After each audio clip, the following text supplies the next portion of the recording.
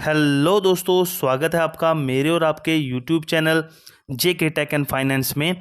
तो दोस्तों, आज की वीडियो में आपके लिए लेके आया हूँ डीएसपी इंडिया टाइगर फंड। ये एक equity based sectoral thematic fund है।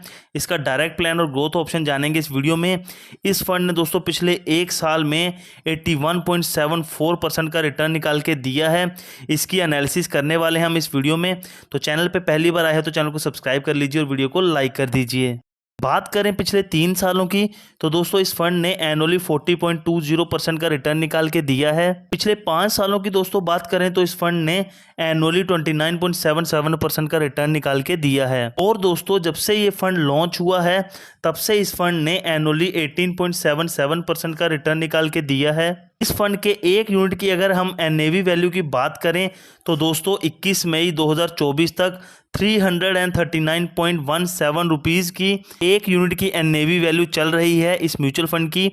और आप इस फंड में 100 रुपये से मिनिमम कम से कम एसआईपी मोड में इन्वेस्टमेंट शुरू कर सकते हैं। मान लीजिए दोस्तों अगर कोई बंदा 500 रुपये की मंथली एसआईपी शुरू करता है इस फंड में अगले 3 सालों के लिए, और रिटर्न हम यहाँ पे पिछले 3 सालों वाला 40.20% लेके चलें तो 3 सालों बाद उनकी जो फंड वैल्यू होगी वो बन जाएगी अप्रॉक्सीमेट 35,088 रुपये। लेकिन दोस्तों फ्यूचर में ये रिटर्न सेम तो रहेगा नहीं, ये कम भी हो सकता है और ज़्यादा भी हो सकता है। तो उस हिसाब से आपकी जो फंड वैल्यू है वो भी चेंज हो जाएगी। और दोस्तों मान लीजिए अगर कोई बंदा 40,000 रुपये लमसम इन्वेस्ट करता है इस म्यूचुअल फंड में अगले 3 सालों के लिए, और रिटर्न हम यहाँ पे भी अगर हम पिछले 3 सालों वाला 40.20% लेके चलें तो उनकी जो फंड वैल्यू होगी वो 3 सालों बाद 1,10,238 रुपये हो जाएगी।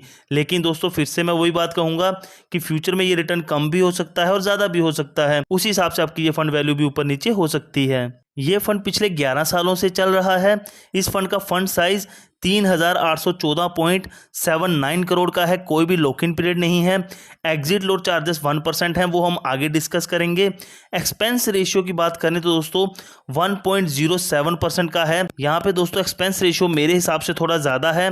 टैक्स इम्प्लीकेशंस की बात करें तो आप अपने पैसे को अगर 1 साल से पहले निकालते हो तो आपको एग्जिट लोड चार्जेस के साथ साथ 15% का short term capital gain tax भी देना होगा।